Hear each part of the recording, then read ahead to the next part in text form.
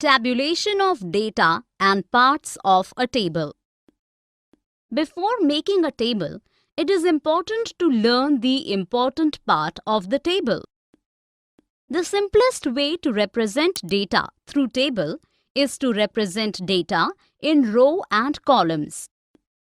A good table should have the following parts: table number, title, captions, row headings, body of table, source. Table number. Table number helps to distinguish between the tables.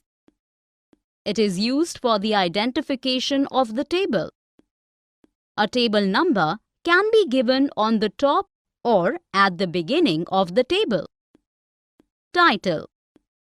The title of a table tells what a table contains. A title should be clear, brief, and carefully framed so that the correct interpretations are made from the table. Captions.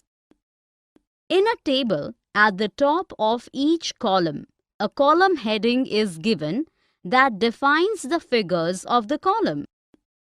Row headings. These are also called as stubs.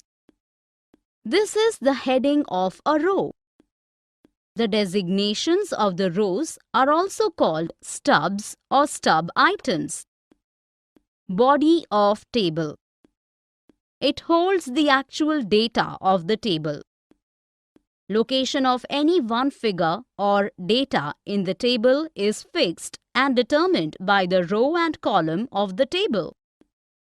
Source. It is a statement or phrase that shows the sources of data which is presented in the table. It is usually written at the bottom of the table. For more such videos on all subjects, practice questions, and a lot more, download iPrep and learn unlimited.